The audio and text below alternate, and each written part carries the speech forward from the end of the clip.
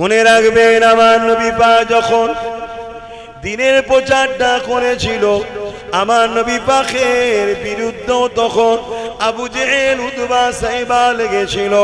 আমার নবী পাক তাদের বিরুদ্ধে ছিলেন, কেননা তারা অন্যায় করত, তারা নারীদের শোষণ করত, তারা বাচ্চাদিওকে নিজেদের নকল খোদাকে খুশি করার জন্য উৎসর্গ করত, তারা মানুষের অধিকার হরণ করত, তারা সমাজের বুকে অন্যায় অত্যাচার করত।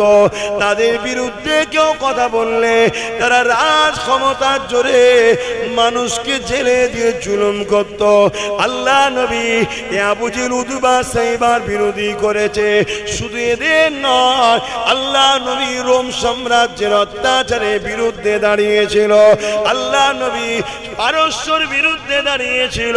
আল্লাহ নবী এমন করে কিসরা কাইসার পৃথিবীর সুপার পাওয়ার তখন দুটো ছিল, একটা ছিল রোম আর একটা ছিল হচ্ছে পারস্য। এত বিশাল পাওয়ার ছিল তাদের, এত বড় এলাকা যে সূর্য ডুবতো না, এক প্রান্ত যদি ডুবতো আর এক প্রান্ত থেকে সূর্য উঠে পড়ত। এই বড় বড় হুকুমতদের বিরুদ্ধে আল্লাহ নবী তাদেরকে চিঠি লিখেছে যে তোমরা অন্যায় বন্ধ করো, নারীর উপরে জুলুম বন্ধ করো, খুন বন্ধ করো, অত্যাচার বন্ধ করো, নাই মুহাম্মদ রাসূলের মোকাবেলায় তোমরা তৈরি হও। শুনছেন তো নাকি? তাহলে ইসলাম কি অন্যায়ের পক্ষে না বিরুদ্ধে? তাহলে উলামাদের কাজ কি? অন্যায়ের পক্ষে না বিরুদ্ধে?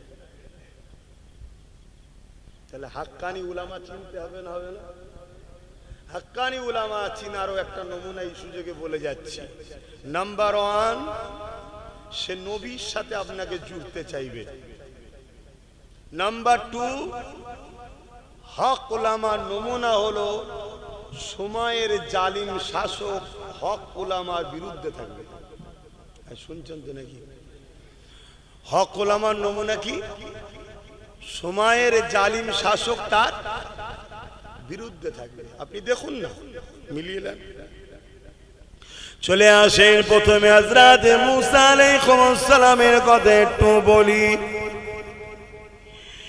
এ নওজোয়ান তরুণেরা, হযরত মুসা আলাইহিস সালামের বিরুদ্ধে ছিল ফেরাউন।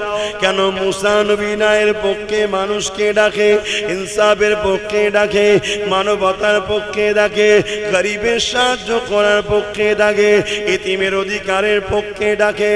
এই কথা দেখে ফেরাউন দেখতে লাগলো মুসা যদি সংগঠিত হয়ে যায়, মুসার দিকে লোক যদি বেড়ে যায়, আমি যে মানুষকে ক্ষমতার জোরে আতঙ্ক তৈরি করে ভয় দেখিয়ে মানুষের খোদা সেজে বসে আছে, মানুষের উপরে রাজত্ব কায়েম করে বসে আছে, আমার মিলিটারি দিয়ে মানুষকে ভয় দেখায়, আমার পাহারাদার দিয়ে মানুষকে ভয় দেখায়, আমার গুন্ডা বাহিনী দিয়ে মানুষকে ভয় দেখায়, আমি এই যে মানুষকে আমার গোলাম বানিয়ে রেখেছি, যদি মুসাকে রুকা না যায় তাহলে আমার রাজত্ব টিকবে না। এমনি তো একজন গণককার বলেছিল, এ ফেরাউন একটা বাচ্চা আসছে যে তোমার রাজত্বকে ধ্বংস করে দেবে। এই কথাটা শোনার সাথে সাথে ফেরাউন প্রতিটা বাড়ির সামনে সামনে দুটো করে পুলিশ দাঁড় করিয়ে দেয়, পাহারাদার দাঁড় করিয়ে দেয়। যারই ঘরে পুত্র সন্তান হয় সেই পুত্র সন্তানকে হত্যা করেছে। একদিনে শুধু ফেরাউন পুরো মিশরের জমিনে এমন করে 12,000 বাচ্চাকে কতল করেছে। কত হাজার? কিসের জন্য? বলবেন তো কিসের জন্য? ওয়াজ বুঝছেন তো নাকি? না হয়তো 500 টাকার নোট দেখালে আবার শয়তানের দিকে চলে যাবেন। আর যদি যাও অসুবিধে নেই, আমার ডিউটি পালন করছি, জাহান্নামে যাওয়ার জন্য তৈরি হও। কেন? অন্যায় শুধু নিজে হাত দিয়ে করলে হয় না, অন্যায় করার, অন্যায়কে সাপোর্ট করা সমান পাপ। দুনিয়ায় তুমি সারা জীবন থাকবে এজিদের সাথে, ফেরাউনের সাথে, নমরুদের সাথে, সাদ্দাতের সাথে, আবু লাহাব, উতবা, সাইবার সাথে, জালিম অত্যাচারীদের সাথে। আর পরকালে তুমি ভাবছো আমি দাদা হুজুরের সাথে জান্নাত যাব, আব্বাস আলী গোরাচাঁদ হুজুরের সঙ্গে জান্নাত যাওয়া স্বপ্ন দেখছো? হ্যাঁ, কিয়ামতের দিন দুই শ্রেণীর লোক মার খাবে। কয় শ্রেণী? এক শ্রেণী হলো জুলুম করার জন্য জাহান্নামে যাবে, অন্যায় করার জন্য জাহান্নামে যাবে। আর এক শ্রেণী হলো অন্যায়ের প্রতিবাদ না করার জন্য জাহান্নামে যাবে। অন্যায় করেন সে, কিন্তু অন্যায়ের বিরুদ্ধেও বলেন, সে জাহান্নামে যাবে। আমরা কোরআনের এক অংশ লিয়েছি, আর এক অংশ ছেড়েছি।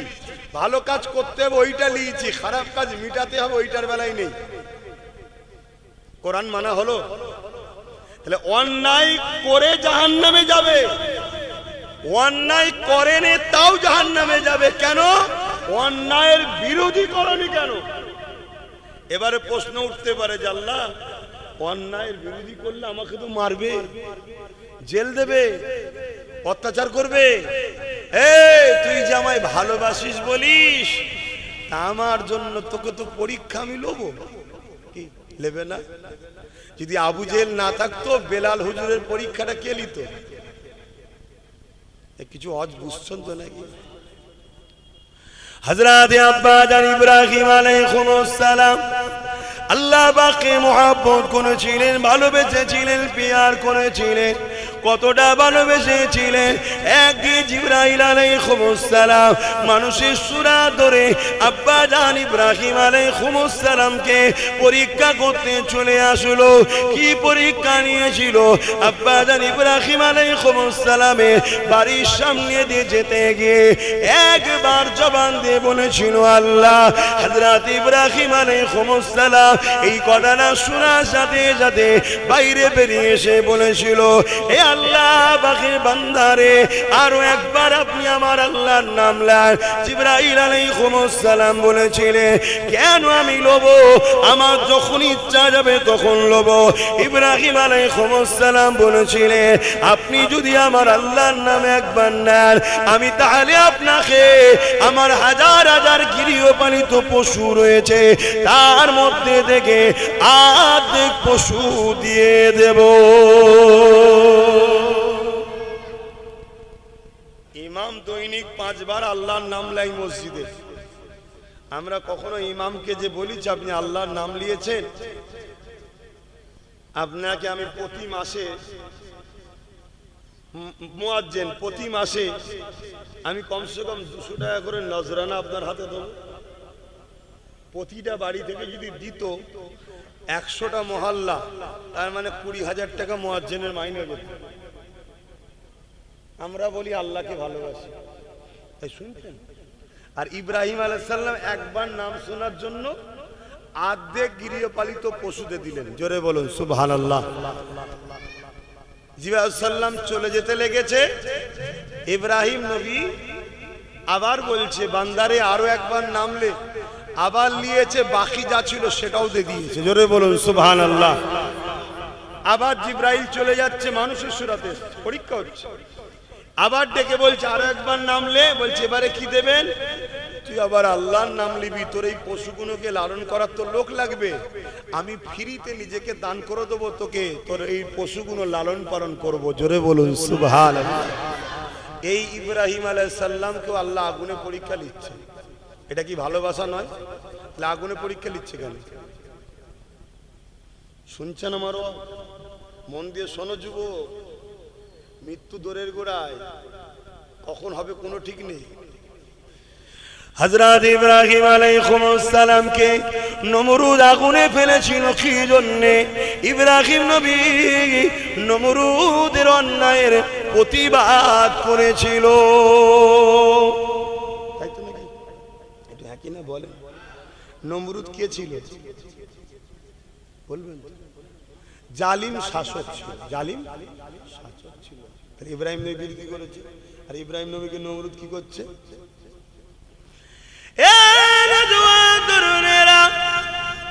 যখন ইব্রাহিম নবী নমরুদের অত্যাচারের বিরোধী করলো, নমরুদের অত্যাচারীর বিরোধী করলো, নমরুদ প্রজাদের উপরে যে অত্যাচার করত এবং তাওহীদ বিরোধী ছিল, তার বিরোধী যখন করতে লাগলো, ওই সময় নমরুদ কি করলো, ইব্রাহিম আলাইহিস সালামকে আগুন তৈরি করলো। ওই আগুনে ফেলে দিবার জন্য ইব্রাহিম সাল্লামকে নিয়ে আসলো। এত বিশাল আগুন করেছিল, আপনাদের এই হারুয়া মল্লিকপুর গ্রামের থেকে পুরো এলাকা নিয়ে আগুন ধরিয়েছে। এই বিশাল আগুন কয়েক মাস ধরে ধরিয়েছে। এই আগুনের তাপমাত্রা এত বেড়ে গেছে, ওই আগুনে ইব্রাহিম নবীকে ফেলবে, কাছে কেউ যেতে পারছে না। এই জন্যে নমরুদ কপিকল তৈরি করলো, লাগোদ্দোনার মতো এমন করে তুলনা তৈরি করলো, যাতে করে দুলিয়ে দুলিয়ে সুরে টান মেরে ইব্রাহিম সাল্লামকে আগুনে ফেলে দেয়া যায়। এই সময় ইব্রাহিম নবীকে নমরুদ বলতে লেগেছে, ইব্রাহিম এখনো সময় আছে, তুমি আমার দলে চলে আসো। এ যুবকেরা, আজ তুমি আমি যদি ভাবি অন্যায়ের বিরুদ্ধে বলতে যাস না বাবা, অন্যায়ের বিরুদ্ধে দাঁড়াস না বাবা, অন্যায় থেকে দূরে থাকিস না বাবা, তাহলে কি হবে? জেল হয়ে যাবে, টোটো চালানো বন্ধ হয়ে যাবে, কাজ বন্ধ হয়ে যাবে, মারধর খেতে হবে। তাহলে শোনো শোনো, আল্লাহর প্রেমিক কি করে হলে?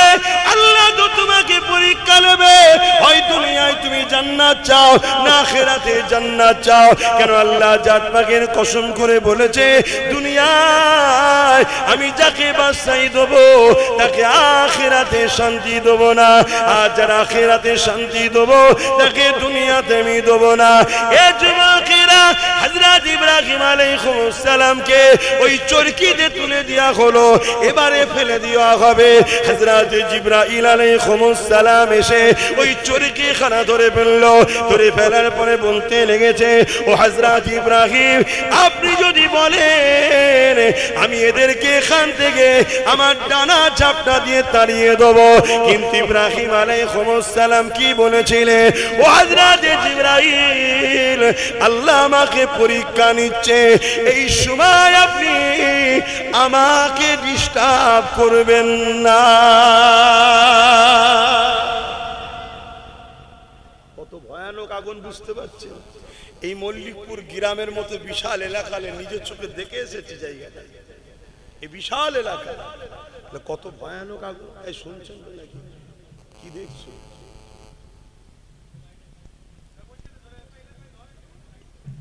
সেই জায়গাতে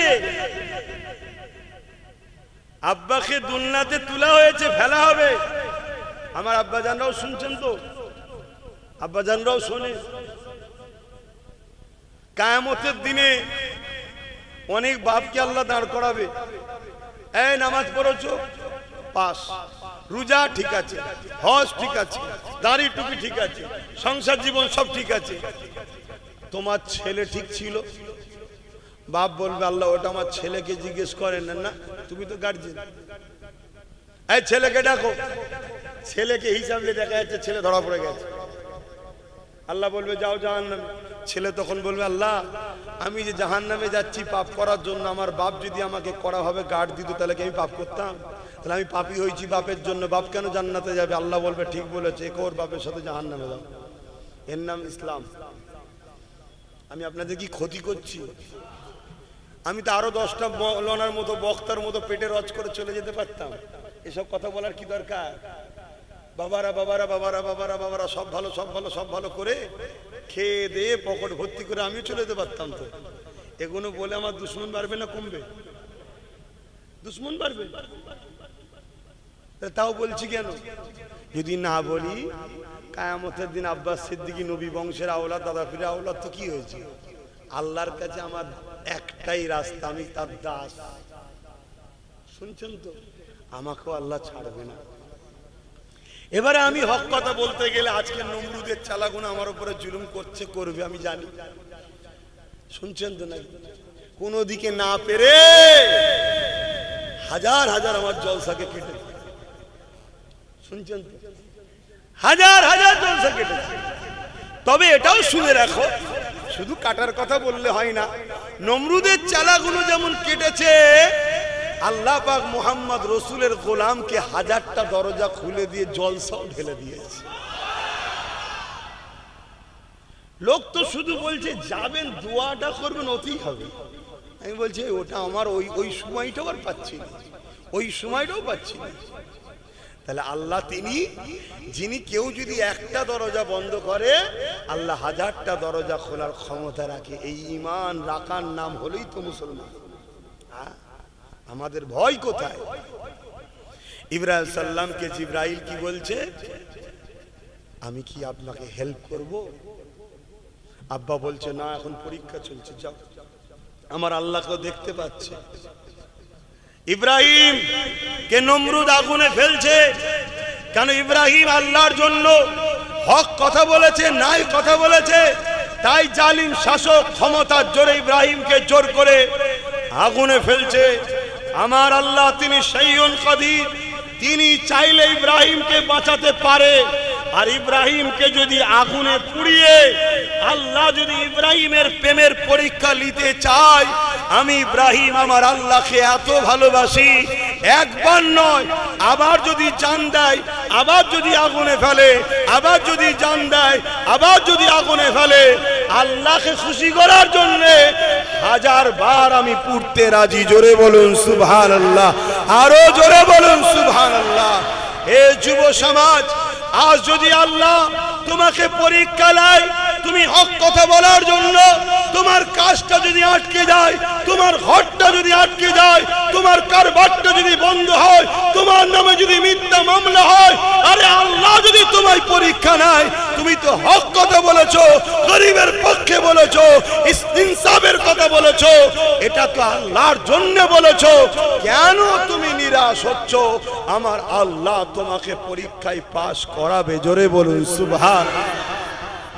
এবারে কেউ যদি বলে হুজুর আমায় যদি মেরে দেয়, তুমি যদি হকের পক্ষে থাকার জন্য মরতে পারো, ওই মরণ পুরো পৃথিবীর ধন দৌলতের বিনিময়ে আমি নিতে রাজি আছি।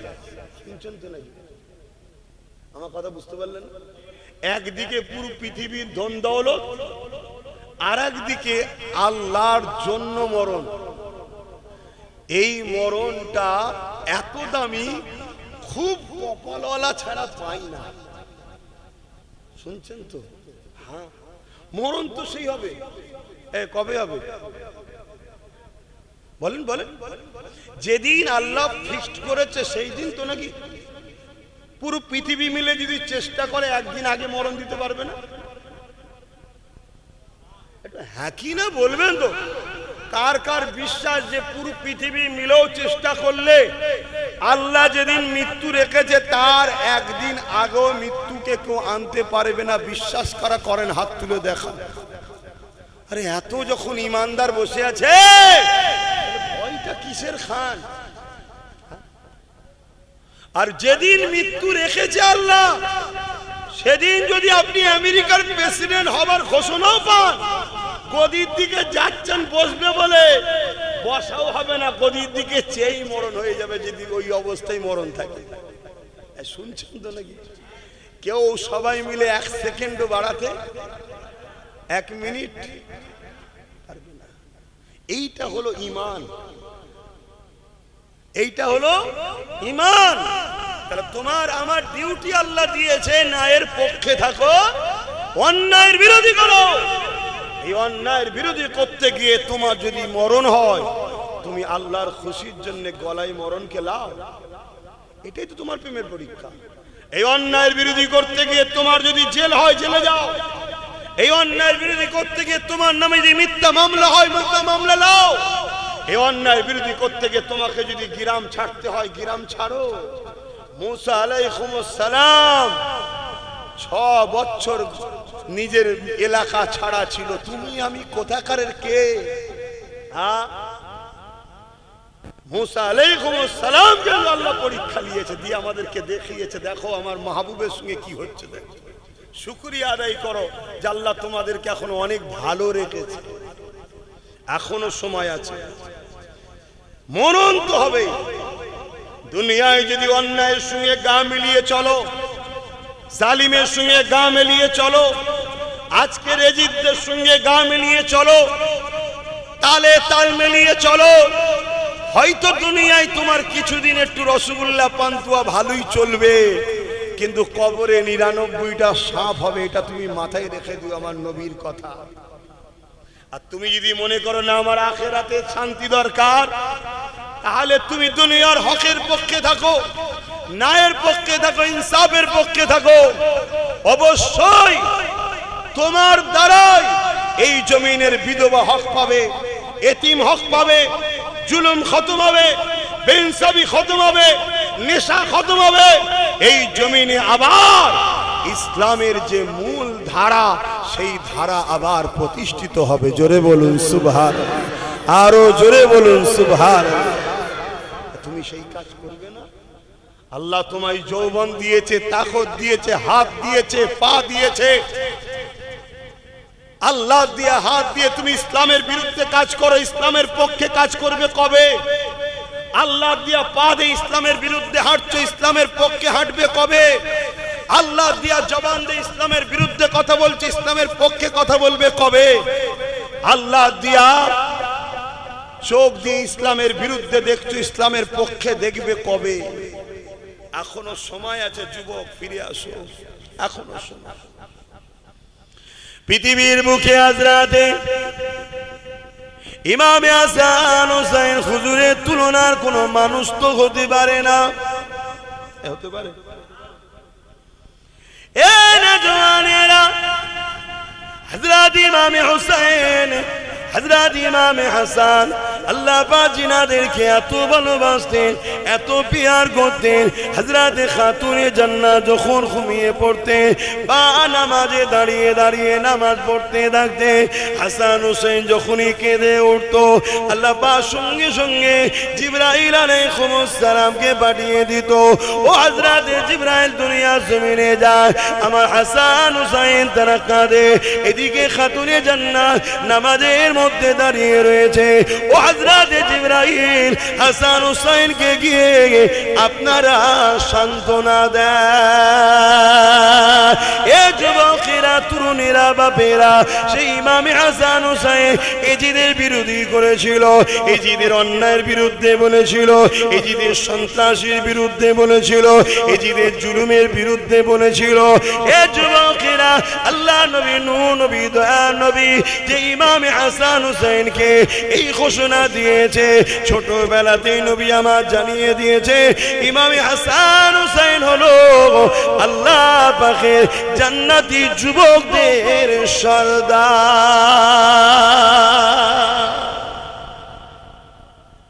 ইমাম হাসান হোসেন জান্নাতি যুবকদের সর্দার। জান্নাতে কোনো বুড়ো যাবে? জান্নাতে সবই তো যুবক যাবে, বুড়োকে যুবক করে দেবে। তাহলে হাসান হোসেন কাদের সর্দার? হ্যাঁ, সবার সর্দার। আচ্ছা বলুন তো ভাই, দুনিয়ায় যদি কাউকে একটা চেয়ারম্যান করা হয়, একটা প্রধান করা হয়, বা একটা কোন স্কুলের কিছু দায়িত্ব দেওয়া হয়, তার হাতে পাওয়ার থাকে, সে যাকে খুশি স্কুলে নিতে পারে, যাকে খুশি বাধা দিতে পারে, কোনো বাচ্চা ভুল করলে টিসিও দিতে পারে, করে না? করে না? যে প্রধান তারও ক্ষমতা থাকে, যে চেয়ারম্যান তারও ক্ষমতা থাকে না? থাকে না? দুনিয়ার যদি সামান্য পদের এই ক্ষমতা হয়, আল্লাহ যাকে ক্ষমতা দিচ্ছে জান্নাতের সর্দার, এমনি এমনি নাকি? তাদের ক্ষমতা আছে না? না। অতএব ইমাম হাসান হোসেন যাকে চাইবে জান্নাতে রাখবে, যাকে চাইবে বার করে দেবে। তো বলুন, এজিদের পক্ষে থাকে আর জান্নাতে যাওয়া কি যাবে? এজিদ কাকে বলে? একটা অন্যায়কারী শাসকের নাম। একটা নাচনেওয়ালা, গানেওয়ালা, শরাবি, তার রাজ দরবারে নারীদের নিয়ে নাচ হতো, শরাব পান হতো, প্রজাদেরকে জুলুম করত, মানুষের অধিকার কেড়ে নিত। এজিদের বিরুদ্ধে কেউ কথা বললে এজিদ তাকে হত্যা করত, তাকে জুলুম করত, তাকে মারত। এইরকম একটা ভয়ঙ্কর অত্যাচারী শাসকের নাম হলো এজিদ। শুনছেন? আর ইমাম হোসেন কার নাম? গরিবের পক্ষে, ইনসাফের পক্ষে, মানবতার পক্ষে, ন্যায়ের পক্ষে, সত্যের পক্ষে, মজলুমের পক্ষে, নানা দিনকে বাঁচাবার পক্ষে। জোরে বলুন সুবহানাল্লাহ। কারবালা কি সেদিনই শুরু সেদিনই শেষ? কারবালা আজও হবে, যুগে যুগে কারবালা হচ্ছে, যুগে যুগে হোসাইনিও আছে, এজিদিও আছে। তোমরা কোন দিকে? জোরে বলো। হোসাইনি কখনো জালিম হতে পারে না, হোসাইনি কখনো চরিত্রহীন হতে পারে না, হোসাইনি কখনো গরিবদের লুটতে পারে না, হোসাইনি কখনো সারাবি হতে পারে না, হোসাইনি কখনো মানুষের উপর অত্যাচার করতে পারে না। হোসাইনি তো জুলুমকে মিটাবার নাম, অত্যাচারকে মিটাবার নাম, ন্যায়কে প্রতিষ্ঠিত করার নাম। তোমরা যদি বলো আমরা হোসাইনি, তাহলে তোমাদের ঘরে বুকের তাজা খুন দিয়ে হলো অন্যায়কে মিটাতে হবে, জুলুমকে মিটাতে হবে, নারীর অধিকার দিতে হবে, মানুষের মর্যাদা দিতে হবে, এতিমের অধিকার দিতে হবে। এক কথায় আজকের এজিদিদের বিরুদ্ধে তোমাকেও লড়াই করতে হবে, তবেই তো তুমি হোসাইনি। আর না হয় মুখে দাবি করে লাভ না। শুনছেন তো নাকি? আমি দুটো হোসাইন হুজুরের ওয়াকিয়া বলে চলে যেতে পারতাম, আমার কোনো দুশ্মন হতো না। উপরন্তু আজকের এজিদরাও বলতো ঠিক আছে, আব্বাস সিদ্দিকী আসলে আমাদের আপত্তি নাই। শুনছো তো নাকি? কিন্তু বাপ, আমিও দাবি করি আমি হোসাইনি, আমিও দাবি করি আমি আব্বাস হোসাইনি। আর আমি যদি অন্যায়ের সঙ্গে হাত মিলাই, সামান্য একটা গাড়ির জন্য, সামান্য একটা বুলু আলো জ্বলবে, সামান্য সামনে দুটো পুলিশ ভ্যান, পিছনে দুটো পুলিশ ভ্যান, কিছু টাকা পাবো, 3000 টাকা মাইনে, 1000 টাকা ভাতা, কিছু তেরপল, চাল, আলু, পেঁয়াজ। তাহলে কিসের হোসাইনি আমি? আরে বড় দুঃখ, এ সমাজের উলামারা, আলেমরা, পীর পীরজাদারা শুধু ফোন করে বলে দিচ্ছে একটা ফরচুনার পাঠিয়ে দাও, আমি আছি। একটু মাথায় আলোটা লাগালে আর একটু ভালো হয়। আজকের এজিদ গুলো দেখছে দালাল তো ভালোই পেয়েছি, অল্প পয়সায় কাজ মিটছে। দালাল পীর, দালাল পীরজাদা, দালাল মুফতি, দালাল মাওলানা, দালাল ইমাম, যারা আমার নবীর দিনটাকে ধ্বংস করছে, এই যুব সমাজের ভবিষ্যৎকে ধ্বংস করছে, এই বাচ্চাগুলোর ভবিষ্যৎকে ধ্বংস করছে। এই সমাজ আজকে ধ্বংস হয়ে যাচ্ছে। আজকে এই দালাল পীর পীরজাদা মুফতি মাওলানার মুখে কোনো কথা নাই। এরাও বলে আমরা হোসাইনি, বললে হবে না। হোসাইনির কাজ হলো এজিদিদের বিরুদ্ধে কথা বলা। তাতে যদি ধর থেকে কল্লা আবার যাবে। কারবালা হয়েছে, কারবালার আখেরি মাঠ বাকি আছে। লড়াই তো যুগে যুগে হচ্ছে। আখেরি মাঠে ইমাম মেহেদীর নেতৃত্বে হোসাইনি তো হতে হবে। জোরে বলুন সুবহানাল্লাহ, আরো জোরে বলুন সুবহানাল্লাহ।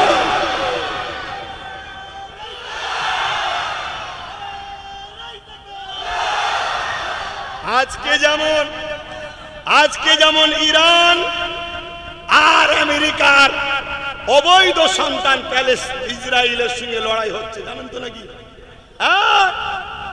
আমেরিকা প্যালেস্টাইন এজিদি,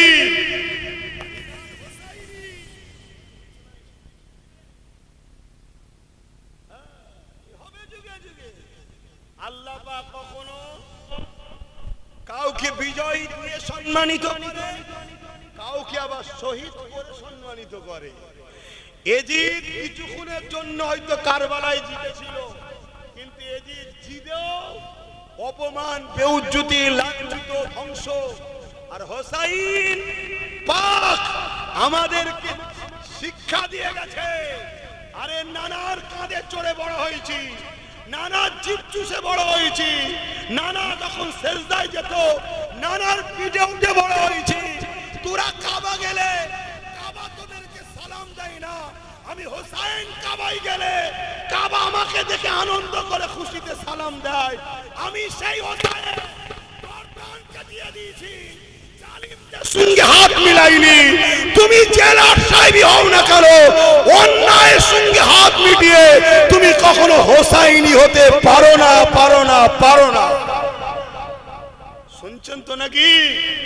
হ্যাঁ, তুমি ডবল হজ করতে পারো, প্রতি বছরে হজ করতে পারো, নামাজি হতে পারো, রোজাদার হতে পারো, মুফাসসিরে কোরআন হতে পারো, মাদ্রাসা বানাতে পারো, মসজিদ বানাতে পারো, বড় আল্লামা বড় পীর হতে পারো, বড় জুব্বাও থাকলে থাকতে পারে, বড় পীরজাদা হতেও পারো। ওসব কিছু ইসলামে মাইনে রাখে না। ইসলাম মাইনে রাখে তুমি রসুল ও আহলে রসুলদেরকে কোন দিকে আছো। শুনছেন তো নাকি? ঈমান, ঈমান। আজ আমার নবীর দিনটাকে ধ্বংস করে দেওয়া হচ্ছে। আমাদের কারো কোনো হুঁশ আছে? সমাজ যদি নেশা যুক্ত হয় তার মানে ইসলাম শেষ। সমাজে যদি রেপ বাড়ে তার মানে ইসলাম নেই। সমাজে যদি খুন বাড়ে ইসলাম নেই। সমাজে যদি অত্যাচার বাড়ে ইসলাম নেই। দয়ার নবী অত্যাচারকে বন্ধ করেছে, নিজের রক্ত ঝরিয়েছে। তুমি উম্মত দাবি করে অন্যায়ের সঙ্গে হাত মিলাও কি করে? আমার আওয়াজ শুনছেন তো নাকি? এখনো ঠিক করুন কোন দিকে থাকবে, এজিদি দিকে না হোসাইনি দিকে? খেয়াল করো। তোমাদের ভাইজান হোসাইনের তো জুতো মুবারকের ধুলো চোখে সুরমা বানায়। আমি ইমাম পাকের দরবারে গেছিলাম, আমার হুজুরের প্রেম হুজুর আমাকে লিখেছিল। আমি ইমাম হোসাইন হুজুরের দরবারের কাছে গেছি। হুজুর, আমি জানি না আপনার মতো আমি মানে আপনার নকশা কদমে তো চলছি, কিন্তু আমারও কপালে ওই দরজা পাবো কিনা যে দরজা আল্লাহ আপনাকে দিয়েছে, শহীদ। তাই তো নাকি? এবং শহীদ আজম সব থেকে বড় শহীদ। তবে হুজুর দোয়া করেন হকের উপরে থেকেই যেন মরণটা হয়। বলুন আল্লাহুম্মা আমিন। হ্যাঁ রে বাবা রে, পড়বো আব্বাস সিদ্দিকী। আমার যদি মরণ আজকেই থাকে, তোমাদের মল্লিকপুরে আজকে এটা নিয়ে চিন্তা করে কিছু লাভ নেই। পুরো পৃথিবীর ফোর্স নিয়ে সময় বাঁচাতে পারবে না। আর আজকে যদি আমার মরণ না থাকে, পুরো পৃথিবীর সবকিছু পরমাণু থেকে শুরু করে সবও যদি মারে, সব মরে গেল, আমি ঠিক আছে থাকবো। এই ঈমানটা নয়, এই বিশ্বাসটা না বলে ঈমান। এইভাবে আল্লাহর উপর ভরসা করতে হয়। তাহলে যিনি মুখ দিয়েছে তিনি খাওয়াবে। কিছুদিন হয়তো একটু পরীক্ষা নিচ্ছে। গুটি কত জলসা যখন প্রথম কাটছিল, মন খুব খারাপ। কথা বলার জন্য শুনছেন তো নাকি? হ্যাঁ, যদি পাস স্লিপ হয়ে যেত, এ দরকার নেই, আমি ফোনটা করি, আমায় বেশি কিছু করতে হবে না। আমার ওই সামনে 4টে গাড়ি, পিছনে 4টে গাড়ি দেবে, লাল আলো দিলেই হয়ে যাবে। তাহলেই তো ব্যাস এজিদ হয়ে গেল। কি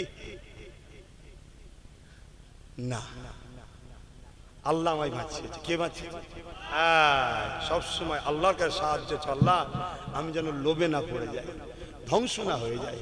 খোদা, তোমার পরীক্ষায় ধৈর্যের সাথে যেন কামিয়াবি হতে পারি। এই দোয়াটা চাইবে কার কাছে? আল্লাহ। পরীক্ষা তো তুমিই নেবে, আর পাশও আল্লাহ তোমাকেই করাতে হবে। তোমার কাছেই সাহায্য চাই, কেন আমরা দুর্বল, আমরা দুর্বল। বাবেরা, নওজওয়ানেরা, কারবালার ওয়াকিয়া আমরা শুনেছি, কিন্তু কখনো কি শুনেছেন ওই কারবালা ময়দানে 13,000 আলেম হাফেজ মুফতি ছিল এজিদের পক্ষে? এই শুনেছো যুবকরা? একটু হাঁকি না বলো, কার কাছে শুনেছো? আচ্ছা, আমার কাছে বাদ দিয়ে কখনো শুনেছো? তাহলে কি আমি আলাদা তারিখ পড়ি আর অন্য উলামারা আলাদা তারিখ পড়ে? না, আমি যদি ভুল বলতাম তাহলে তো উলামারা ধরে নিত। তারাও পড়েছে, বলে না, বলে না। বাবেরা, মন দিয়ে শুনে রেখে দেন, নবী আমার জানিয়ে দিলেন আখিরি জামানাতে আসমানের নিচে জমিনের উপরে সব থেকে নিকৃষ্ট হবে একদল উলামা। কারা? প্যান্ট শার্ট পরা দাড়ি চাচা। কারা? সব উলামা বললে হবে না, একদল বলতে হবে। কেন? উলামাদের ঘরে এহেনত করলে কুফরি হয়। আল উলামা এহেনতুল কুফরুন। আর কুফরি হারে যদি মারা যায় সারা জীবন জাহান্নামে। শুনছেন তো নাকি? একদল। আল্লাহ নবী আরো বললেন আখিরি জামানায় মসজিদ ভর্তি নামাজি থাকবে, একটাও ইমানদার থাকবে না। কোথায় থাকবে? হাদিসগুলো একটু বলছিল, সারা দেন না, অসুবিধা হচ্ছে নাকি? এই সময় উকে চলে যাচ্ছে, তাই বলে মসজিদ ভর্তি নামাজি থাকবে, একটাও ইমানদার। ইমাম কি মসজিদের বাইরে থাকে? একটাও ইমানদার। তাহলে ইমাম ওর মধ্যে করছো তো, চলে আসে। এ যুবকেরা, তরুণেরা, আল্লাহ নবী জানিয়ে দিলেন আখিরি জামানায় হাতে তালুতে আগুন রাখার থেকেও ঈমান বাঁচানো বড় কষ্ট হয়ে যাবে। এখানে কেউ কি আছেন হাতে তালুতে এক টুকরো আগুন রাখতে পারবে? কখনোই সম্ভব নয়। তার থেকেও কঠিন হলো ঈমানটা বাঁচানো। তাই আল্লাহর কাছে সাহায্য চাই। ও রব্বি আল্লাহ, আপনি, আমি, আব্বাস আমার ঈমানকে বাঁচান, আমাদের ঈমানকে বাঁচান। বলুন আল্লাহুম্মা আমিন। কেন আখিরি জামানা শুরু হয়ে গেছে। এ যুবকেরা, তরুণেরা, বাপেরা, আরো একটা হাদিস বলে যায়। আল্লাহ নবী জানিয়ে দিলেন আখিরি জামানাতে আমার উম্মতিরা প্রচন্ড মার খাবে। কিভাবে মার খাবে?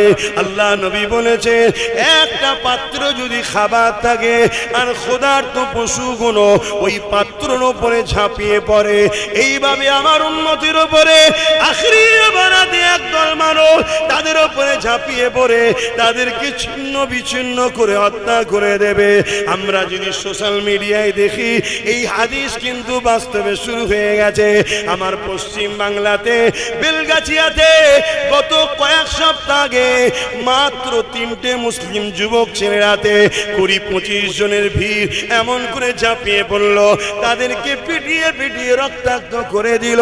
কেননা তারা ছিল মুসলমান। এই জন্যে এ যুবকেরা, তরুণেরা, যুবকেরা, 4টে হাদিস বললাম। প্রথম নম্বর হাদিস নবী আমার জানিয়ে দিলে আসমানের নিচে জমিনের উপরে সব থেকে নিকৃষ্ট হবে একদল উলামা। দ্বিতীয় নম্বর হলো মসজিদ ভর্তি নামাজি থাকবে, একটা ইমানদার থাকবে না। 3 নম্বর হলো হাতের তালুতে আগুন রাখার থেকেও ঈমান বাঁচানো বড় কষ্ট হবে। 4 নম্বর হলো আমার উম্মতদের উপরে ক্ষুধার্ত পশুরা যেভাবে খাদ্যর উপরে ঝাঁপিয়ে পড়ে, আখিরি জামানাতে আমার উম্মতদের উপরে এইভাবে ঝাঁপিয়ে পড়ে তাদেরকে হত্যা করবে, তারা প্রচুর মার খাবে। এ যুবকেরা, তরুণেরা, এর কারণটা কি? এবারে মিলিয়ে নেন। আল্লাহ নবী জানিয়ে দিলে এ দুনিয়ার মানুষেরা শুনে রেখে দাও, অন্যায় দেখলে হাত দিয়ে তোমাদেরকে রুখতে হবে। যদি হাত দিয়ে রুখতে না পারো, মুখ দিয়ে তার প্রতিবাদ করো। যদি মুখে প্রতিবাদ করতে না পারো, অন্তর থেকে ঘৃণা করে দূরে সরে যাও। তাহলে অন্যায় দেখলে কি করতে হবে? হাত দিয়ে রুখতে হবে। যদি হাতে ক্ষমতা না থাকে, মুখ দিয়ে প্রতিবাদ, মুখেও ক্ষমতা নেই, অন্তর থেকে ঘৃণা করে সরে যেতে হবে। এই 3টের মধ্যে কোনোটা যদি না থাকে, তার মধ্যে ঈমান নাই। 1 নম্বর ঈমান কি? হাত দিয়ে রুখা।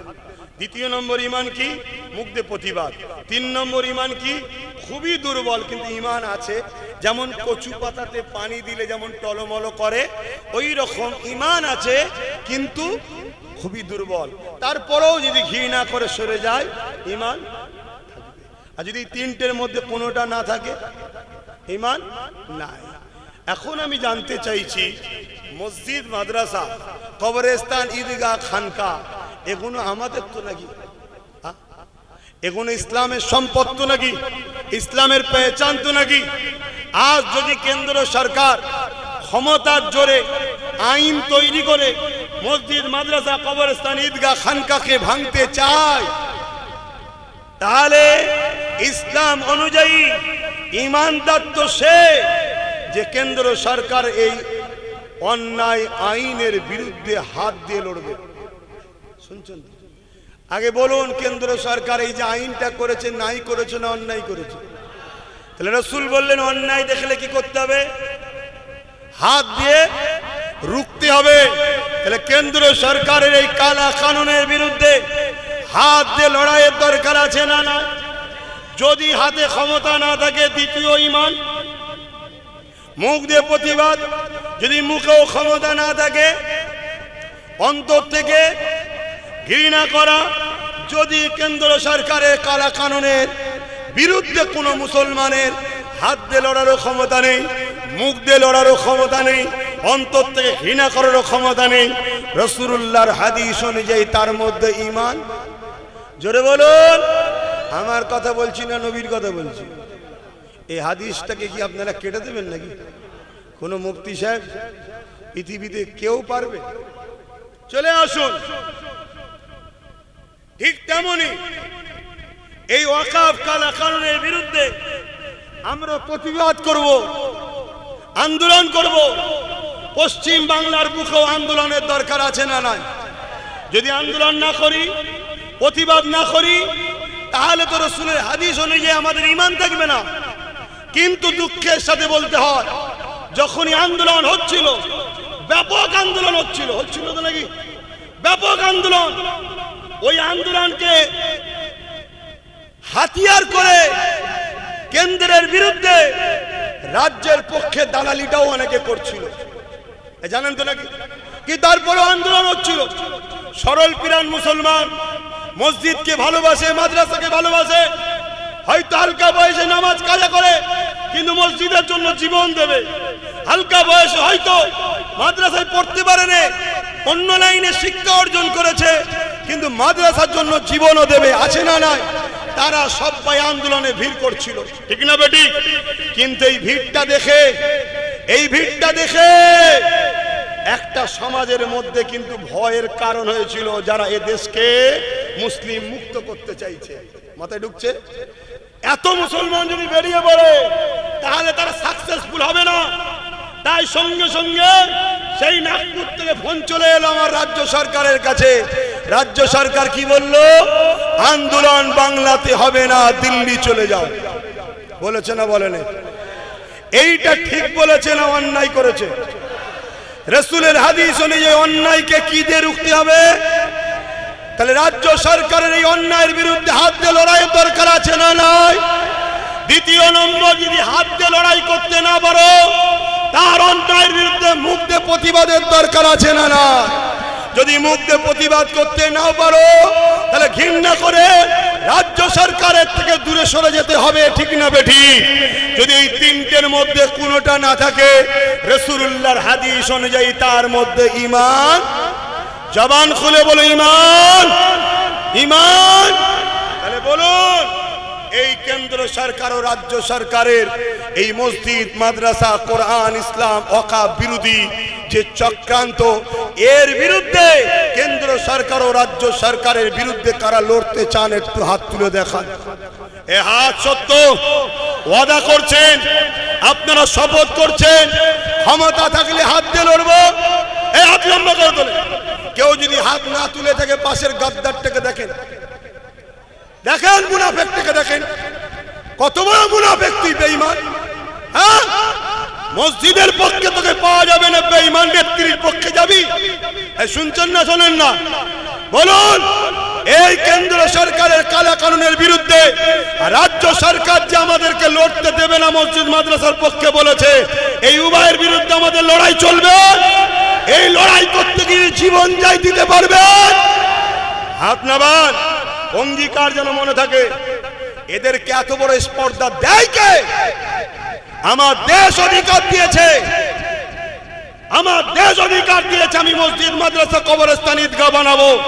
কেন্দ্র সরকার যে আইন করেছে, ওই আইন সংবিধানের বিরুদ্ধে, তার বিরুদ্ধে আমাদেরকে লড়তে হবে। ঠিক তেমনি এই লড়াই করার অধিকারটাও সংবিধান আমাদেরকে দিয়েছে। আমরা আমাদের রাজ্যে আন্দোলন করব। রাজ্য সরকারের বলার অধিকার নাই যে আমার রাজ্যে তোমায় করা যাবে না, এটা তোমার ব্যক্তিগত সম্পদ নয়।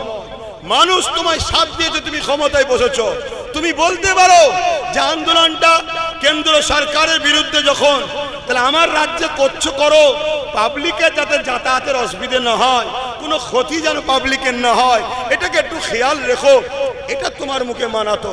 কিন্তু না, তুমি আবার বলছো কি, যদি আন্দোলন করে আমার সব থেকে বড় দুশ্মন সে হবে। শুনছেন না শোনেন?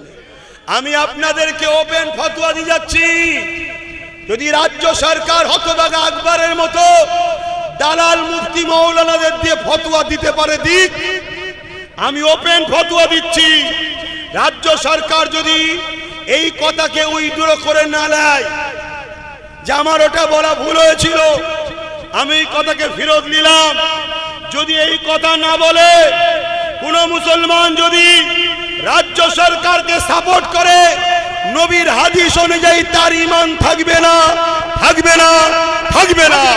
সে যদি পীর হয় বেঈমান পীর, পীরজাদা হয় বেঈমান পীরজাদা, মুফতি হয় বেঈমান মুফতি, ইমাম হয় বেঈমান ইমাম। কোন মায়ের লাল থাকো আমার ফতোয়া কাটে দাও। আমার নবীর দিনকে নিয়ে ছেলে খেলা হচ্ছে, তোমার এত বড় স্পর্ধা। আমার মসজিদের জন্য আমি কথা বলতে পারবো না, আমার মাদ্রাসার জন্য কথা বলতে পারবো না, আমার কবরস্থানের জন্য কথা বলতে পারবো না, এই বলার অধিকার আছে না? না, হুঁশ করে কাজ করো মুসলমান, আর না হয় কি হবে শোনো। সূরা বাকারাতে আল্লাহ বলছে, তোমরা আমাকে আর আমার হাবিবকে ভুলে যাদের দিকে তোমরা থাকবে, আমি আল্লাহ তাদের দ্বারা তোমাদেরকে মিটাবো। শুনছেন? অলরেডি দেখো না, বিজেপি শাসিত রাজ্যগুলোই মুসলমান মরছে বিজেপির হাতে, আর বাংলাতে মুসলমান মরছে টিএমসির হাতে। পার্থক্য কোথায়? বলো বলো বলো, পার্থক্য কোথায়? আসামে বোলডুজার দিয়ে মাদ্রাসা ভাঙছে বিজেপি, জানেন তো নাকি? আসামে বোলডুজার দিয়ে মাদ্রাসা ভাঙছে বিজেপি, আর আমার রাজ্যে রাজ্য সরকার মাদ্রাসার শিক্ষক বন্ধ করে দিচ্ছে। কেন শিক্ষক বন্ধ করছে? শিক্ষক না থাকলে ছাত্র থাকবে না, ছাত্র না থাকলে মাদ্রাসা বন্ধ। তাহলে ও প্রকাশ্য করছে, এ গোপনে করছে। ও প্রকাশ্য করছে কেন? ওর মুসলমান ভোটের দরকার নেই, ওখানে অমুসলিমদের ঘরে এক করে নিয়েছে বুঝিয়ে, এখানে এখনো অমুসলিমদের ঘরে এক করতে পারেনি। তাই 40% মুসলমানকে দরকার। তাই ঘুমটা দিয়ে আমাদের দরদি দেখিয়ে মাদ্রাসা শিক্ষা বন্ধ করে মাদ্রাসাকে ধ্বংস করছে, আর ভেতরে ভেতরে বিজেপির চাষ চলছে। কিন্তু খুব মাথায় ঢুকাও। আজান দিচ্ছে নাকি? যাক, আজানটা হয়ে যাক, যদি এই সুযোগে কারো অসুবিধা হয় চলে যেতে পারেন আজানের ওসিলায়। আমরা শুনি যে আজানের সময় বালা পালায়। ভাই, আমি আমার জন্য কথা বলছি নাকি? আমি তো আল্লাহর ঘরের জন্য কথা বলছি। আল্লাহর ঘরের জন্য যদি কোনো মুসলমান কথা বলতে না দেয়, দেশে কিসের মুসলমান?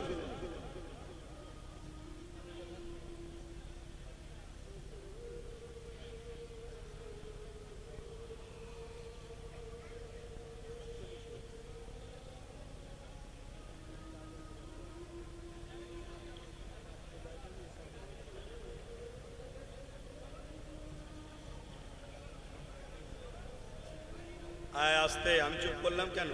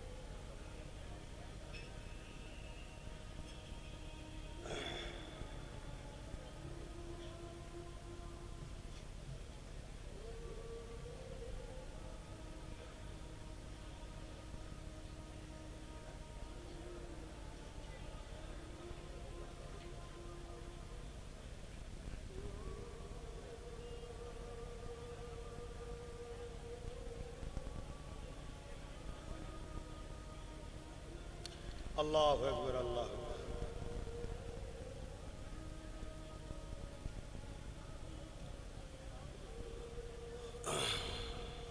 اللهم رب هذه الدعوة التامة والصلاة القائمة آت محمد الوسيلة الفضيلة الدرجة الرسول مقام محمود الذي وعدته وارزقنا الشفاعة إنك لا تخلف لا إله إلا الله محمد رسول ভাইরা আমার আজান হয়ে গেছে নামাজ হবে সংক্ষেপ করছি তুমি বিরুদ্ধে বলতে যদি নাও পারো তোমাকে তো অন্তর থেকে ঘৃণা করতে হবে নাকি ঠিক না বেটি তুমি তা না করে ইসলামের দুশমনকে সাপোর্ট করে ক্ষমতায় আনবে আর সে ক্ষমতায় এসে বলবে এই মসজিদ মাদ্রাসা কবরস্থান হয়ে কথা বলা যাবে না তাহলে তুমি বেঈমান এজন্য নবী বলল মসজিদ ভর্তি নামাজি থাকবে ঈমানদার জোরে বলুন ঈমানদার আমি আবার বলে যাই গুনার মাপ আছে ইসলামের দুশমনি করলে মাফ নাই মাথায় ঢুকিয়ে নাও আজও যারা কেসের ভয়ে বেরিয়ে আসতে চাইলো বেরোতে পারছো না প্রকাশ্য যদি নাও পারো দিল থেকে ঘৃণা করো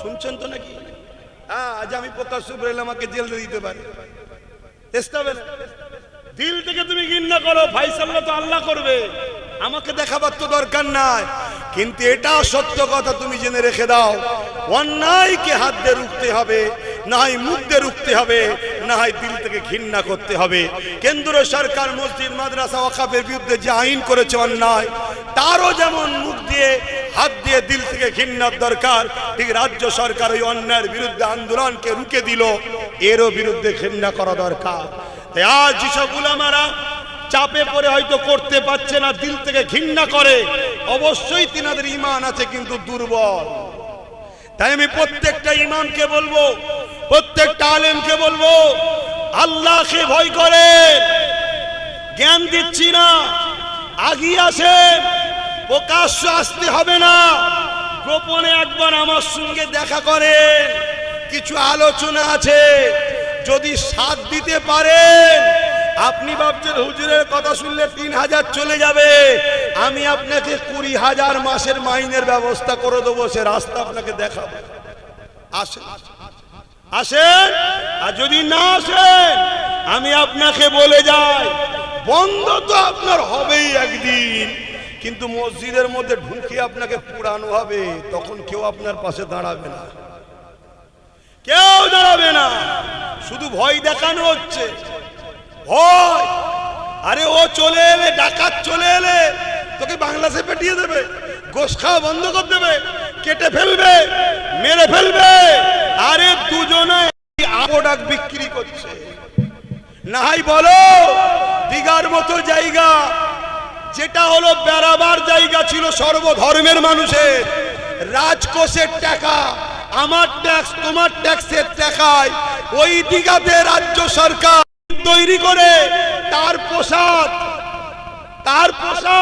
কি করছে কিসের দ্বারা রেশনের দ্বারা বলো ইমাম সাহেব মৌলভী সাহেব পীর সাহেব এটা খাওয়া হালাল যদি হালাল নয় মসজিদের বিরুদ্ধে কথা হয় না কেন জলসায়ের বিরুদ্ধে কথা হয় না কেন যেই সরকার আমাদের ঈমানকে লুটতে চাইছে কেন ঈমান থাকলে আমাদেরকে পরাজিত করা সম্ভব নয় তাই বড় প্ল্যান করে আমাদেরকে বেঈমান বানাতে চাইছে বলা দরকার আছে না এই বলছে কেউ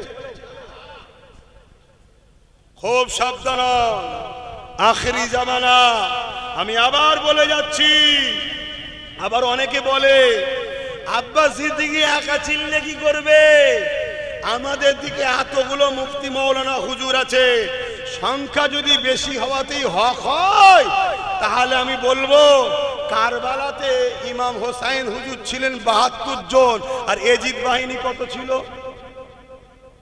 22,000 বলুন কত তাহলে এজিদ বাহিনীকে হক বলবে সংখ্যা বেশি তো এজিদ বাহিনীতে 7,000 আলেম ছিল 3,000 হাফেজে কোরআন ছিল 3,000 মুফতি ছিল মনে থাকবে 7,000 আলেম ছিল 3,000 হাফেজ ছিল 3,000 মুফতি ছিল আলেম উলামা মুফতি বেশি থাকাতেই যদি হক হয় তাহলে এজিদকে কি হক বলবেন মাথায় ঢুকছে অতএব কে রাসূলের দ্বীনের পক্ষে দেখো এই জায়গায় আমি বলে গেলাম আপনাদের বাঁচাবার স্বার্থে এটা আমার ডিউটিতেই বলে যাচ্ছি সবার লক্ষ্য একটাই ইসলাম ও মুসলমানকে শেষ করো। যতক্ষণ আমাদের ঈমান থাকবে পৃথিবীর কোনো শক্তি নেই আমাদেরকে মিটাতে পারে। তাই আমাদেরকে মিটাবার জন্য হারাম খাদ্য খাওয়ানো হচ্ছে। দ্বিতীয় নম্বর, আমাদেরকে মিটাবার জন্য অন্যায়কে সাপোর্ট করে বেঈমান বানানো হচ্ছে। কথা মাথায় ঢুকছে? তাহলে দুই শ্রেণীর দিক দিয়ে আমাদেরকে মিটানো হচ্ছে।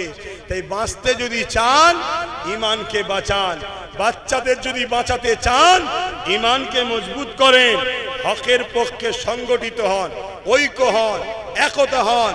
সর্বপ্রথম কাজ, আপনার মুহাল্লাইকে মুনাফেক আছে তাকে চিনুন। মুনাফেক যদি চিনতে পারেন, বাইরের দুশমন যতই হোক আপনাকে মিটাতে পারবে না। এটা আমার বাপের কথা নয়, এটা আমার রাসূলুল্লাহর কথা। আল্লাহ নবী বলেছেন, উলামা ভাইয়েরা বলুন, আল্লাহ নবী বলেছেন প্রকাশ্য দুশমন যতই থাকুক আমার উম্মতকে মিটাতে পারবে না। আমার ভয় হয় প্রকাশ্য ছদ্মবেশী বন্ধু সুরাতে দুশমন আমার উম্মতকে মিটাবে। চলে আসুন সংক্ষেপে তিনটে ইতিহাস বলবো। বদরের ময়দানে 313 জন, প্রকাশ্য দুশমন 1000, জিতেছি 313 জন।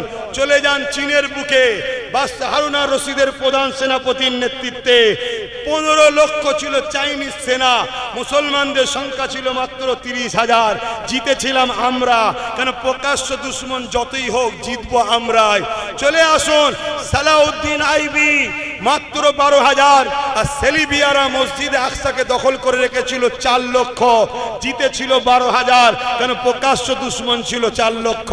চলে আসুন সুলতানে হিন্দ গরিবে নওয়াজ মঈনুদ্দিন আজমিরি একা আর পৃথ্বীরাজ চৌহানের বিরুদ্ধে লড়াইয়ে গরিবে নওয়াজ বিজয় হয়েছিল। কেন প্রকাশ্য দুশমন যতই হোক বিজয় পাওয়া যাবে।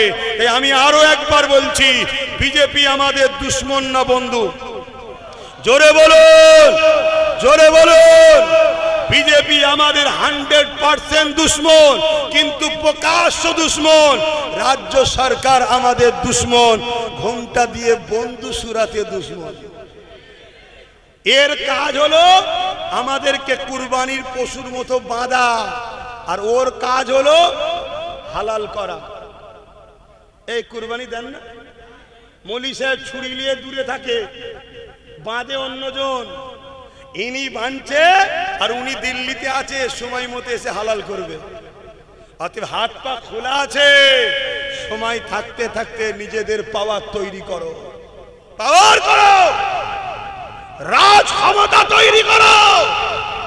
যদি রাজ ক্ষমতা তৈরি করা যদি অন্যায় হতো, তাহলে আমার নবী পাক কেন মক্কা থেকে ইয়াসরিফে গিয়ে রাজ ক্ষমতা নিজে করলেন এবং নিজে 10 বছর রাষ্ট্র চালালেন? কেন? এসব মুনাফিক গাদ্দার মুসলমানদের কথা শুনবেন না। এরা সব মিলেমিশে আছে। এরা এদের বেঈমান নেতা নেত্রীর জন্য বোম বন্দুক বার করে, মসজিদ মাদ্রাসার জন্য কথা বলছে, দেখছেন? এরা সব বেঈমান, খুব সাবধান। এরা গাড়ি বাড়ি টাকা পয়সায় নিজের জাতকে খুন করবে, কিন্তু আল্লাহ ও রসুলের জন্য কখনো এদের মুখে কথা বেরোবে না। আর এদেরকে সব ওই বেঈমান নেতারা ভাড়াটিয়া রেখেছে, এই এলাকা তোর দায়িত্ব, এলাকা তোর দায়িত্ব। এই পুলিশ আমার লোক, এটা এ খুন করলো ছেড়ে দিবি, মার্ডার করলো ছেড়ে দিবি, রেপ করলো ছেড়ে দিবি। আর এর কাজ কি? মুসলমানকে উঠতে দেবে না। শুনছেন তো নাকি? এইভাবে গুন্ডাগিরি করে করে করে করে আমার জাতে না আইএস আছে, না আইপিএস আছে, না ডব্লিউবিসি আছে, না জজ আছে, না উকিল আছে, না মন্ত্রী আছে, না কিছু আছে। আমার জাতের কিছু আছে? কাল যখন বাড়ি বাড়ি বাড়ি বাড়ি ঢুকে প্যালেস্তাইনের মতো বাচ্চা গুলোকে গুলি করে মারবে, মা বোন গুলোকে চোখের সামনে রেপ করবে, কি করে? খুব সাবধান, খুব সাবধান, খুব মাথায় ঢুকে আমার কথাকে মিলিয়ে দেখো, মিলিয়ে দেখো।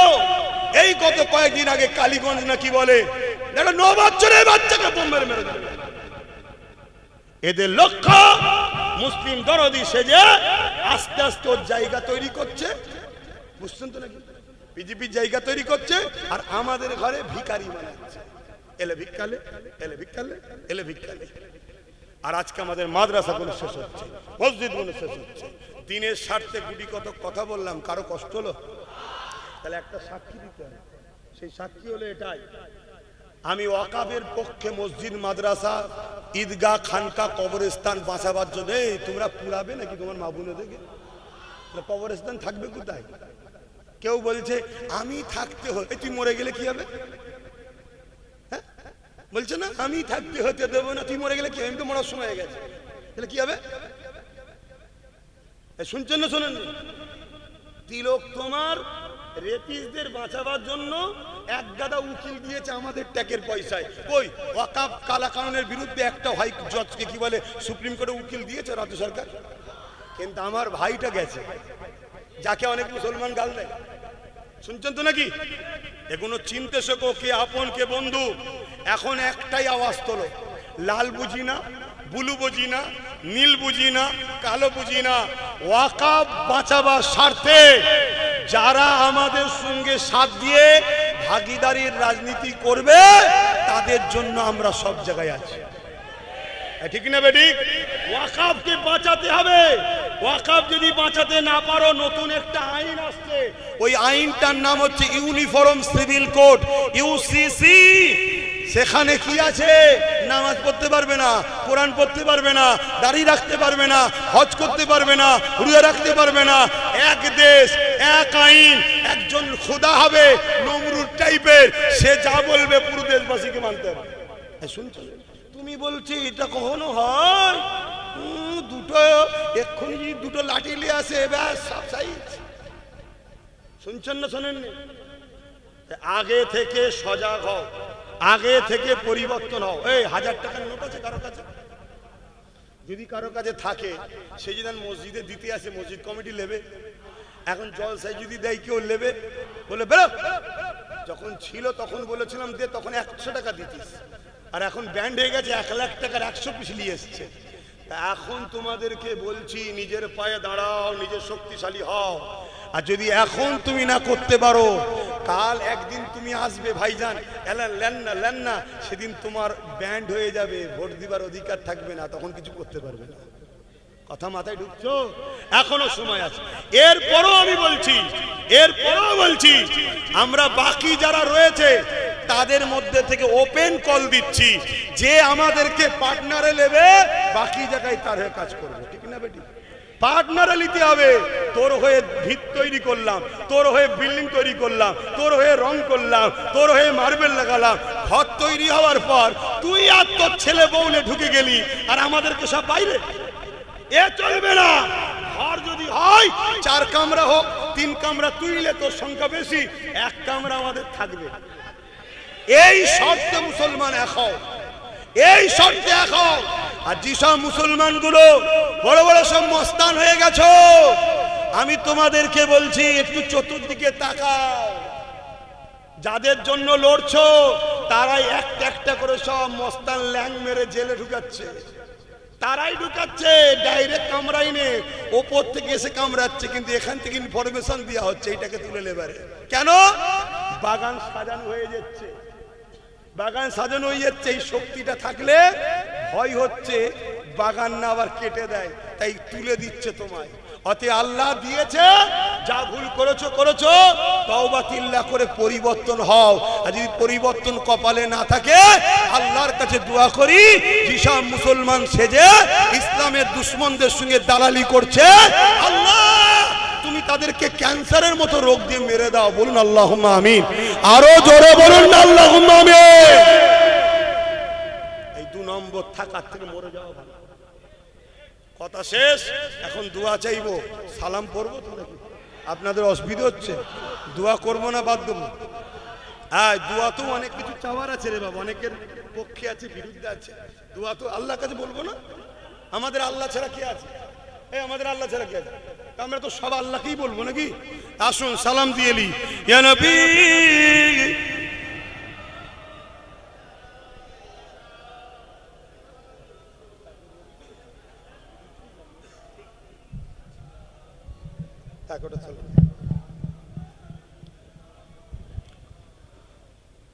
আমি একটা কথা বলতে ভুলে গেলাম তো, হয় দেখেন দাঁড়িয়েই বলে দিই একটু।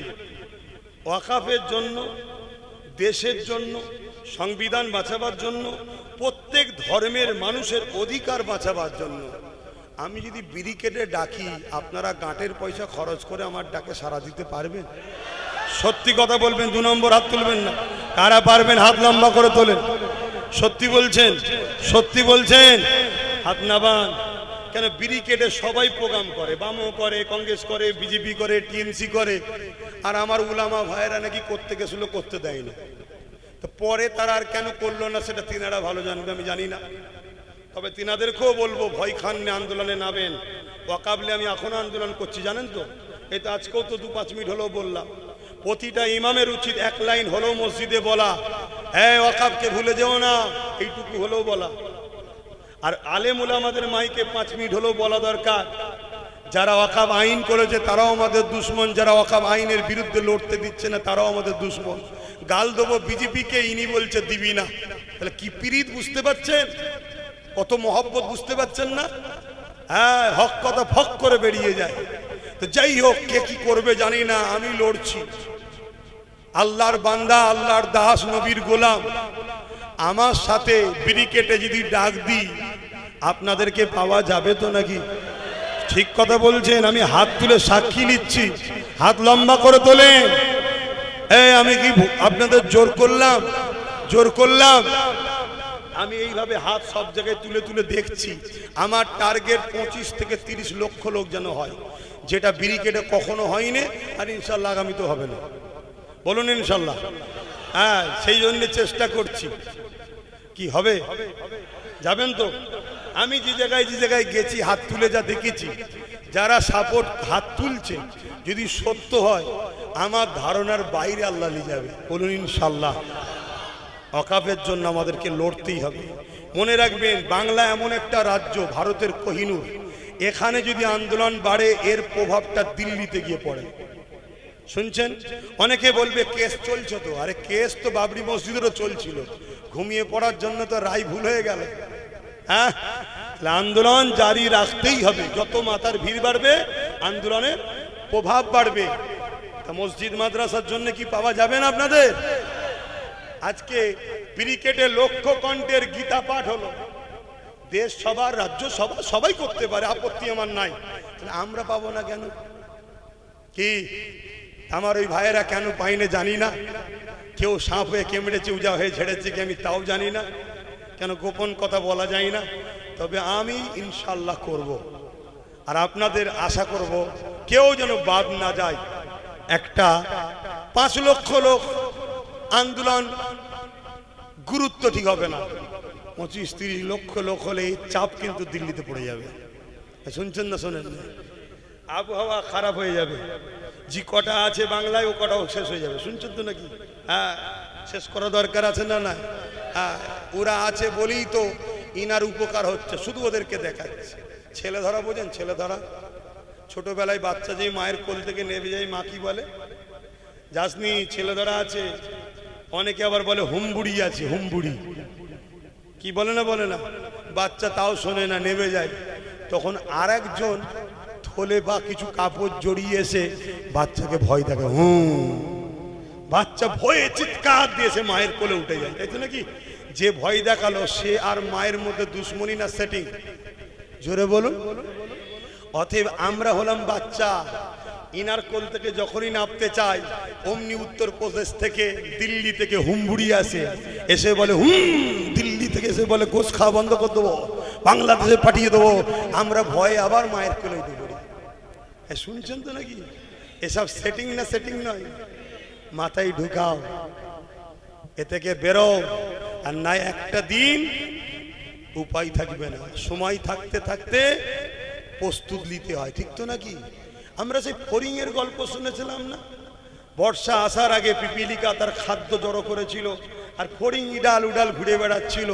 লাস্টে ফড়িং দেখছে পুরো গাছপাতা সব শেষ, লাস্টে অজ্ঞান হয়ে পড়ে আছে। তাহলে আগে থেকে প্রস্তুত নিতে হয় না? হয় না? জীবনে কোনোদিন দেখেছেন পাখি ডাল ভেঙে পড়ে গেছে? পাখি পাখি কেন পড়ে না? ডালার পাখির ভরসা ডালের ওপরে নয়, পাখির ভরসা নিজের ডানার ওপরে। তাই সে জীবনে পড়ে না। তাহলে আমরা যদি নিজেদের উপরে ভরসা রাখি যে আমাদের ভরসা আমাদের, তাদের 50 থাক 70 থাক যাই থাক, আমাদের আমাদের থাকবে, তোর তোর থাকবে, চলে আয়, 3টে পা তোর 1টা পা আমার, লাগা বস। যদি আমার কথা 21-এ মেনে নিতে তাহলে আজকে বলতে পারতো দিল্লি যা। ধরো এই চেয়ারের 4টে পা তো, ধরুন যিনি বসে আছে ইনিই বসে আছে, কিন্তু 3টে ওনার 1টা আমাদের, ওই চেয়ারে বসে বলতে পারতো দিল্লি যা? কেন? পা খুলে নিতাম, সরকার পড়ে যেত। মাথায় ঢুকাও যুবক, মাথায় ঢুকাও, খুব ভয়ানক পরিস্থিতি আসছে, খুব সাবধান হও। আর মনে রাখবে, একদল আলেম, একদল উলামা, একদল পীর, একদল পীরজাদা, একদল ইমাম আল্লাহর ঘরে বসে এদের জন্য কসম খাওয়াবে। শুনছেন না শোনেননি? যারা খোদার ঘরকে বেঈমান জালিমদের জন্য ব্যবহার করে, ওদেরকে মুনাফেক বেঈমান ছাড়া অন্য কিছু চিনবেন না। আমি বলে গেলাম কেন, হতবাগা আকবর দ্বীনে ইলাহি বলে একটা কিতাব লিখেছিল, ওই কিতাবটাও কিন্তু আলেম উলামা মুফতিদের দ্বারাই লিখেছিল। আর মুজাদ্দিদ আল-পেসানি ওই উলামা ও আকবরের বিরুদ্ধে লড়াই করে মানুষের ঈমান আমলকে বাঁচিয়েছিল। মুজাদ্দিদ আল-পেসানি আমাদের দাদা জান হয়, বংশের দাদা হয়। শুনছেন তো নাকি? অথে ভাই আমার, আপনাদের বাঁচাবার স্বার্থে বললাম। কি গো, আপনারা যারা শুনলেন, আমার বন্ধু হলেন না দুশ্মন হলে গো? বন্ধু হলেন না দুশ্মন? তো বন্ধু যখন হবেন, তাহলে বন্ধুর ডাকে সাড়া দিতে হবে, ব্যাস এই হলো কথা। আসেন সালাম পড়ে লিয়া নবী।